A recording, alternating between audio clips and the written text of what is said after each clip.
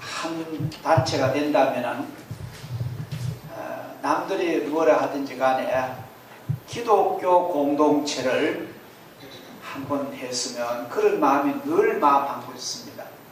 구체적으로는 얘기 다 드릴 수 없습니다만도 이 경제민주주의 하지 말고 기독교 공동체로서 함께 살아가는 그러한 그야말로 초대교회에 있었던 그런 공동체의 삶을 한번 해보고 싶은 그런 마음이 늘 마음이 있습니다. 오늘 그런 맥락에서 오늘은 우리 재직 우리 세미나에 관한 그런 말씀을 잠시 나누겠습니다. 지금 전 세계적으로 빈부 격차 문제는 어느 나라나 이것이 큰 문제로 대두되고 있습니다. 전혀 없었던 미국에서 작년 늦가을부터 겨울까지 미국 뉴욕과 워싱턴에서 막 데모를 하면서 이 빈부 격차에 대해서 막 여러 가지 일어났던 그런 것을 우리 뉴스를 통해서 볼 수가 있습니다. 현재 미국은 인구 가운데 상위 10%가 미국 국민 전체 소득의 미국 국민들 소득의 20%를 점령을 하고 있는 실정이고요. OECD 국가가 34나라인데 그 OECD 국가 회원국 전체 상위 10%와 하위 소득 10% 격차는 10배가 난답니다. 그러니까 소득의 하위층보다가 소위 상위 10% 그 사람들 소득이 10배나 더하고 그 스칸디나비아 반도에 있는 핀란드, 노르웨이, 덴마크 같은 나라는 비교적 경제 정의가 실천 나라지만도 6배 차이가 난답니다.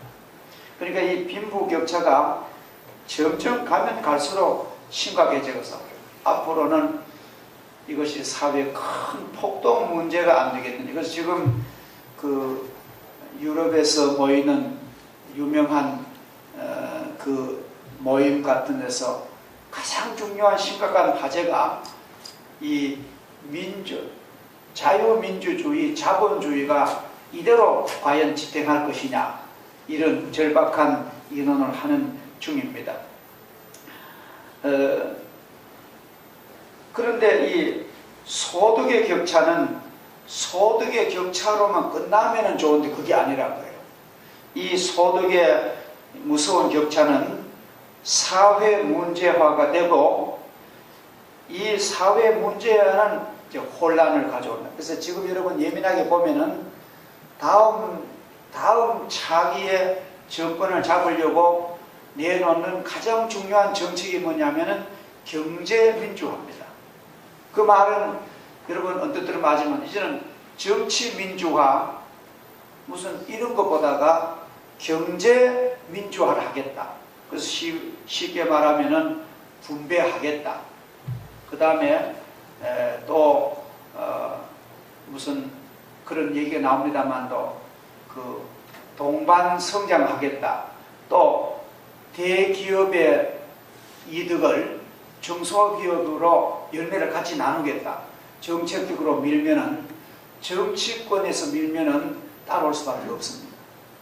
안 그러겠습니까? 그래서 이런 것이 우리 한국에도 아주 초미의 관심사가 되어가고 있습니다. 소득이 높은 계층일수록 교육 수준은 높아지고 좋은 의료 혜택을 받게 되고 오래오래 살게 되고, 소득이 낮을수록 교육의 질 좋은 교육을 못 받고 또 의료 혜택도 못 받고 점점 나락으로 떨어진다는 거예요. 그리고 영국의 그 현실입니다만도 영국 런던의 부유층이 사는 지역의 평균 수명은 89세고요. 영국의 가장 소득이 낮은 지역에 사는 토트넘 지역에 사는 같은 나라인데 수명이 69세로 나와 있습니다. 이 무서운 결과가 나온다는 것입니다.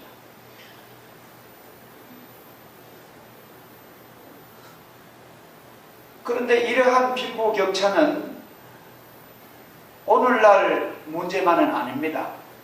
벌써 우리 성경에 보면은 성경에서 구약 시대에 하나님께서 이 빈부격차가 일어날 수밖에 없는 인간의 상황을 아시고 우리들에게 아주 중요한 보완 장치를 주셨는데, 이것을 지금 현대 국가에서는 지금 그것을 하려고 다른 이름 보면은 복지라는 말 가지고 지금 애를 쓰고 있는 현실입니다.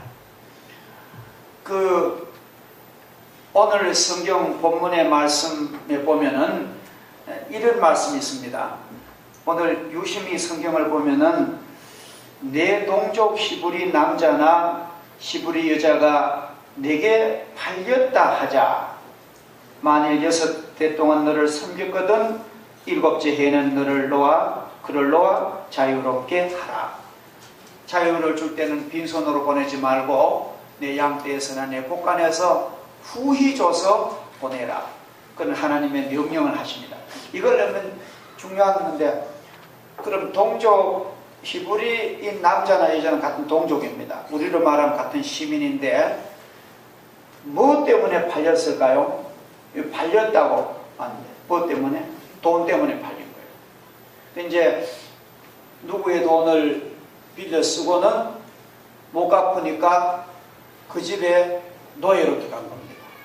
이건 가능하거든요. 그래서 그 사람을 노예로 종으로 썼는데 계속 쓰지 말고 6년 동안 너를 위해 일했거든.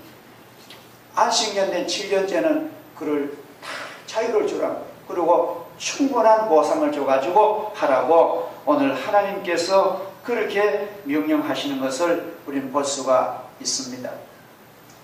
그 다음에 또 중요한 사실은 우리가 성경 한번 찾아보겠습니다. 이사야 5장 8절을 한번 같이 찾읍시다. 이사야 5장 8절.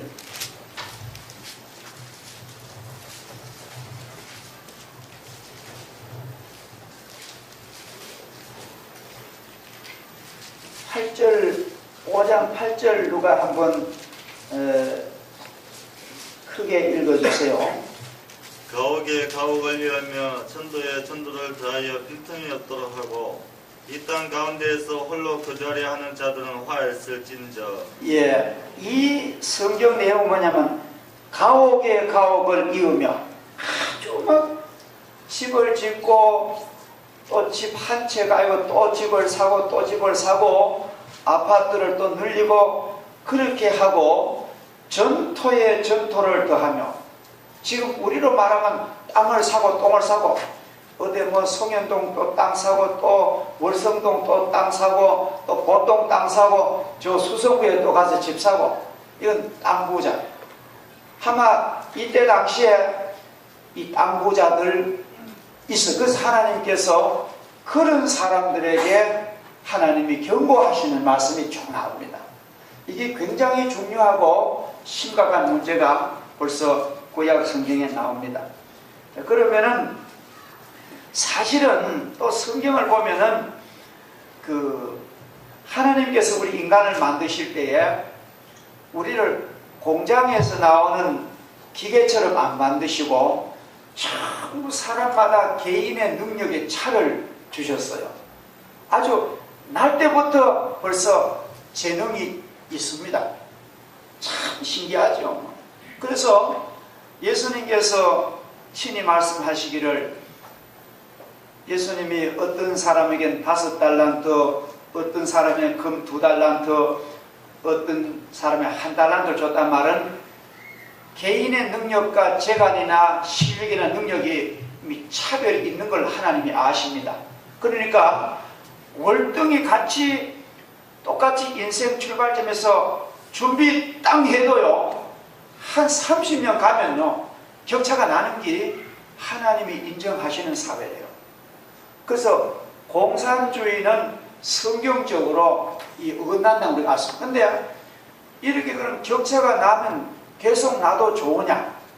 경찰 나는 걸로 끝나면 좋은데 이것이 사회 문제가 되고 아까 제가 말씀드린 이 아주 심각한 문제로 이제 대두되는데 이 문제의 보완책은 어떤 것일까? 이것이 바로 우리 재직들이 기도하고 또 생각하고 우리가 사는 이 사회에서 이런 문제 때문에 심각한 병들고 자결하는 사람 없도록 우리가 방비를 하고 우리가 자정을 하고 우리도 또 우리가 있는 사람은 좀 베풀고 없는 사람은 너무 기죽지 말고 오히려 당당하게 사랑으로 베풀 땐 당당하게 받을 수 있는 그러한 어떤 자생력 우리가 기르는 것이 너무너무 중요한 것입니다. 그래서 구약성경 읽어보면 제가 다 찾아볼 수 없는데 하나님은 그 보완책으로서 추수법을 주셨어요. 너희가 물론 그때는 농경사회입니다만도 지금 산업사회 이 정보화 사회 이런 사회도 똑같이 적용됩니다. 너희가 추수할 때 지금으로 하면 뭐 연말에 수입 올 때라든지 고소득을 올릴 때 또 많은 수입을 올 때 그런 말. 너희가 추수할 때 논밭에 추수할 때에 그렇게 알뜰하게 다 곡식을 내가지 말고 밭 한쪽 모퉁이는 할애해서 떼놓아라. 그것은 가난한 사람, 고아들, 외국에서 와서 거류민들, 지금은 외국 노동자들 이분들이 가져가서 먹도록 그분들을 기억하고 추수를 다 하지 말고 너희가 감나무나 포도나 무화과 결실을 딸 때에 그렇게 알뜰히 다 따지 말고 어느 정도 제가 생각한 한 10% 정도지 싶어요. 어느 정도는 남겨놓고 그 과일을 가난하고 어려운 이웃을 따먹도록 남겨두라는 거예요. 그리고 성경에 보면 들짐승들이 먹도록 두라봅니다.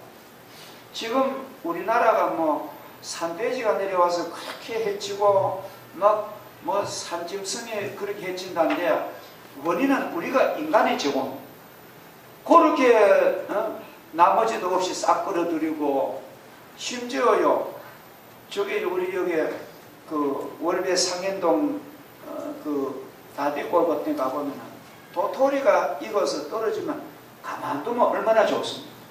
싹 다 주고 막 나무를 흔들어서 싹 다 주고 그건 산짐승이 먹을 걸 우리 인간이 강탈해 오는 거예요. 외국처럼 좋은 먹이를 갖다가 부어주진 못할 망정 그렇게 알뜰히도 가져오는 나라는 별로 없습니다. 그래서 우리가 앞으로 우리 국가 정책 기반자들이 산에서 나는 거는 산짐승 먹도록 두고 우리 예산 세워가지고 곳곳마다 고구마든지 콩 같은 거를 좀 많이 갖다 놓는 그러한 정책을 펴는 것이 성경이 그렇게 가르치는 거예요. 성경이. 그래서 이렇게 이제 포도를 없는 사람들 산짐승들 먹도록 다 남겨두고 이렇게 하는 것이 불공정한 사회를 그래도 좀 좋은 국가 되도록 하나님 그렇게 명령을 하셨습니다. 해도 되고 아니면 아주 명령을 하신 거예요. 그렇게 해서 구약시대는 잘 지켜나왔던 것을 아는 것입니다. 가장 중요한 적극적인 제도가 뭐냐 하면은 오늘 읽은 본문입니다. 그 6년 하나님의 백성들은 6년 동안 일을 하고 7년째 되는 해는 땅도 논도 전부 휴경을 하요.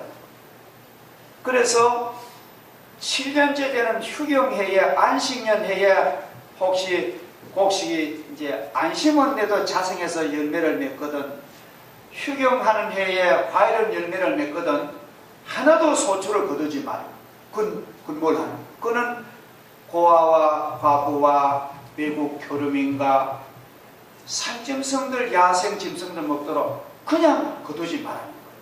이것은 아주 하나님이 적극적으로 불공평한 대접받는 그런 분들에게 할애하는 하나님의 국률의 정책인 줄 믿습니다. 얼마나 소중한지 모릅니다. 그리고 더 중요한 건 뭐냐면은 이제 안식년이 이제 7년째 안식년이 7번, 7번을 지나가면은 7년씩 7번이면 몇 년이세요? 49년이죠. 49년을 지난 그 다음에는 50년째는 국가에서 희년을 선포하래요. 희년을 선포하는데 그 50년째는 모든 종들은 다 자유를 다 주고 뭐 빚진 사람은 무조건 빚을 탕감해 주래요.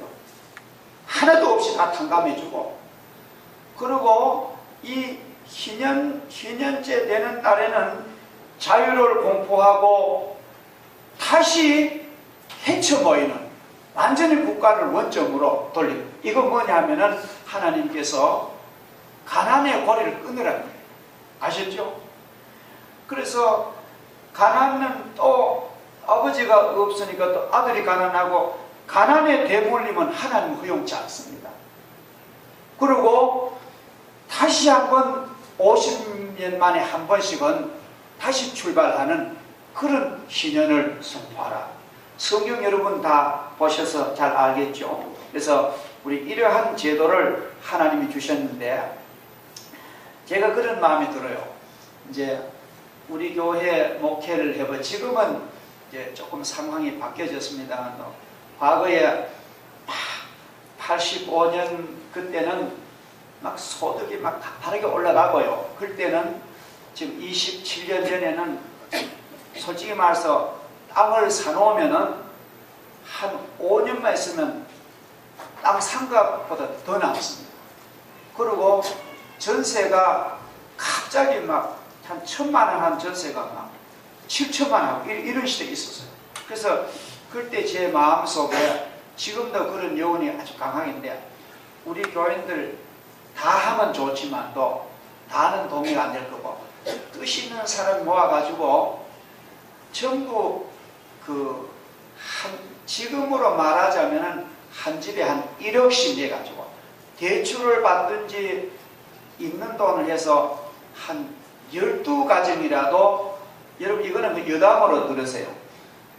12가정에도 그렇게 자금을 내가지고 땅을 사서 빌라를 짓고, 그 빌라를 전부 그분들 앞으로 등기 이전을 다 해주고, 그리고 같이 함께 공동생활하면서 교회 생활하고, 이제 먹는 식품 구입도 그 안에 한 12가정 정도 되면 한 총무를 둬가지고 그분이 전부 일괄 다 구입해 오고, 그 다음에 회계 공유하는 것만 같이 사유재정을 같이 가지고 있으되, 공유하는 살림만은 아주 공동으로 하면은 우리가 지금 하는 이 소비의 낭비에 엄청나게 줄일 것이고, 재산 증식도 엄청나게 빠를 것이고, 그래서 기독교 공동체를 잘 이루어 놓으면 내중에는 사도행전에 있는 말씀처럼 그쵸 있는 사람에게 물질을 나누어 주고 형제처럼 그렇게 하면서, 우리가 강제성은 아닌데, 그래서 한 천국을 추구하고 아름다운 공동주의를 지키고, 각자 어떤 사람은 학교로, 어떤 사람은 사업 운영자로, 어떤 사람은 변호사로, 어떤 사람은 광부로 가서 열심히 벌고, 그리고 하나님 교회 충성하고 또 헌금해서 그 돈으로 새벽에 집을 짓고, 또 제가 낮에 말씀드린 그런 교회의 부흥을 전략 짜야, 그러한 그 기독교 공동체 원형을 한번 살리면은 우리는 굉장히 막 그 현대 사회에서 많은 사람이 연구의 대상이 안 되겠느냐, 그런 꿈이 늘 마음인데, 지금 제가 목회 기간이 안 남았기 때문에 그 실현은 힘듭니다만도, 우리 교회 한번 장로님들이나 권사님들이 한번 이것을 면밀히 한번 검토를 해가지고, 지금 너무 지금 우리나라가요 막 사유재산 민주주의에서 이게 끝도 한도 없이 발전했기 때문에 앞으로 지금 이런 문제가 어떤 국가 사회적으로 강압적인 장치가 아마 나오지 않겠느냐, 그렇게 봅니다. 우리 국가에서 여러분 아시는 이익공유제라는 말은요, 이익공유제를 탁 내놓으니까 어떤 분은 우리나라가 무슨 사회주의, 공산주의냐? 지 벌어가지고 자기 먹어야 되지. 왜 자기 먹을 왜 공유하라 하느냐?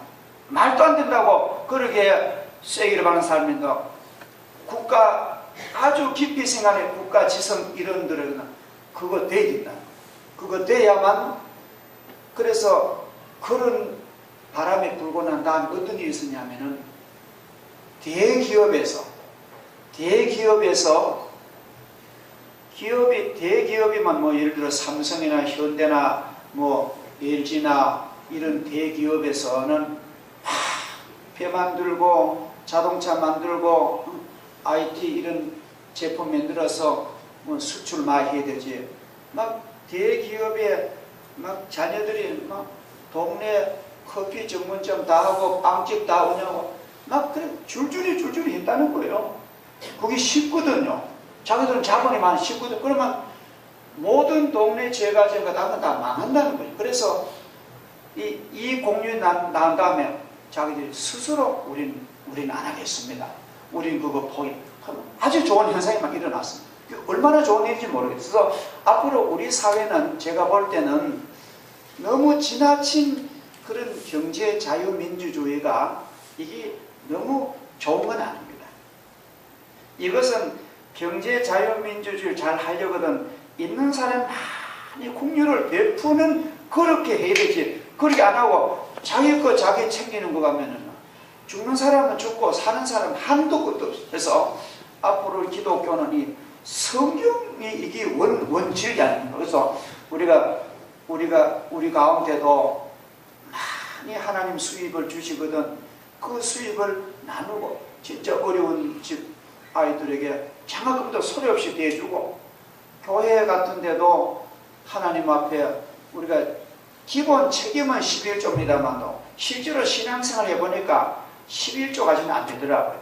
그죠? 신앙생활 하자면은 참 록펠러 같은 사람은 10의 7조를 했답니다. 그러니까 그렇지 못할지라도 전체 교인들이 이런 기독교 공통 이런 아름다운 걸 좀 더 연구하고 좀 더 전문적으로 연구를 해서 앞으로 교회가 이런 단위로까지 발전하면요. 그렇다고 개성이나 재능이나 사유재산을 강제적으로 없이 하는 건 아니고 그거는 기본은 보존하되 너무 개인 자유주의, 방임주의는 피하면서 좀 더 좋은 질서집들 마음속에 나는 앞으로 하나님 큰 복을 받아서 기독교 공동체로서 난 기여하겠다. 그리고 목회자와 우리 교회 장로들과 이 구성원들이 좀 더 인원해가지고 적어도 우리 교회 안에서만이라도 굶어서 허기지는 사람 없고 그 참전 성경 볼 때 너무너무 제가 말씀 다 못 드리면 이런 말씀이 있어요. 너희가 이제 포도가 익었는데 어떤 사람이 자기 남의 집 포도밭에 가서 따먹는 하나님께서 말씀하십니다. 연장을 가져는 안 된다. 그러나 맨손으로는요 배불리 따먹어도 도둑놈이 하지 말아요. 성경에 나와 여러분들 보신 적 있죠? 남의 집에 과수원에 가서 무슨 낫이나 무슨 기구나 가지고 따담지 말고 자기가 배부르도록 먹는 것은 주인이 보고 너 왜 그렇게 말하지 마라. 그래서 하나님 뭐냐면 적어도 내 백성 가운데 굶어 죽는 사람 없도록 하라는 거예요. 이것이 우리들의 책임입니다. 그리고 우리는 구제란 것은 하나님의 명령이기 때문에 해야 되는 거예요. 이게 우리 마음대로 안. 그래서 우리 모든 교인들의 이 의식 수준이 적어도 이런 의식 수준은 돼야만 거기 희망이 있지 않겠습니까? 아이 저 사람은 자금 없어가지고 안 하니까 그렇지. 나는 자금 많고 나는 기술 많았지. 여러분 부모에서 날 때부터 우리가 자금을 가지고 그래서 우리는 없는 사람의 입장을 좀 더 연구를 많이 하는. 그래서 제가 볼 때는 근본적으로는 복지 정책으로 가야 됩니다. 그러나 책임 있는 복지, 근본은 우리나라가 복지 정책으로 가야 그게 성경적인데, 책임 있는 복지만 놀고 그냥 복지 받으면 안 돼요. 계속 놀고 복지 받으면 그 나라는 망합니다. 복지 혜택을 받는 사람도 자기 나름대로의 최선의 일을 다 하면서 국가의 복지 혜택을 받아야 그 민족이 하나님의 복을 받는 것입니다. 그래서 우리가 한번 따라 합시다. 공짜는 없다. 하나님의 세계도 공짜는 없어요. 공짜는 없습니다. 그래서 구원도 믿음으로 받는 것이고, 축복도 우리는 땀과 노력으로 축복받는데, 받은 열매도 내 것으로만 앉지 말고 이웃과 더불어 나눈 그런 교회가 되도록, 그런 재직이 되도록 우리 자녀들에게도 참 그런 주의를, 교육을, 너 민재야, 너 앞으로 너 잘 자라가지고 너 아빠보다 훨씬 더 많이 벌 테니까 앞으로 돈 부자 되거든. 더 많이 베풀으라고, 실제로 베풀으라고. 그래서 지금부터 기회를 내루고, 지금부터 자녀들 손을 붙잡고 가서 구세군 자선남이 같이 돈을 넣도록 하고, 지금부터 중증장애인들 고아원에 데려가가지고 엄마 아빠가 성경에 몇 번을 걸고 돈을 주는 걸 아이들 손 주고 오게 하고 실질 교육을 시켜야 됩니다. 안 그러면 아이들이요 변화가 안 됩니다. 그래서 이러한 훈련이 잘 되는 그런 민족과 그런 가정은 앞으로 세계적인 그런 1등 국가가 될 줄 믿습니다. 기도하겠습니다. 하나님 아버지, 오늘 신명기 말씀에 빚 때문에 남의 집 종된 사람을 10년 20년 부리지 말고 6년이 지나면 자유를 주고 그냥 빈손으로 보내지 말고 상당한 예를 가지고 후히 베풀라는 하나님의 엄한 명령이 있습니다. 또 대신년제는 자유를 공포하고 모든 빚을 다 면제해주고 다시 출발할 수 있도록 가난의 대를 꼬리를 끊어버리라고 하나님 말씀하시는데, 지금 우리는 경제 자본주의의 이 탕류에 밀려서 이 말씀을 깡그리 무시하고 욕심대로 사는 저희들의 죄를 용서해 주시고, 앞으로 우리 개인과 가정과 우리 민족이, 우리 국가가 참으로 행복을 공유할 수 있고 열매를 나눌 수 있고 자원에서 베푸는 그런 아름다운 국가로 발전하게 하시고, 또 가난하고 없는 사람들은 자포자기한 체념하지 말고 열심히 기도하고 노력해서 상위 급으로 갈 수 있는 하나님 앞에 기도에 응답받는 저희들 되도록 복 주시고, 하나님 우리 교회도 이 아름다운 기독교 공동체, 하나님이 바라시는 영광의 아름다운 공동체가 될 수 있도록 축복하시고 인도하여 주옵소서. 감사드리오며 예수님의 이름으로 기도하옵나이다. 아멘.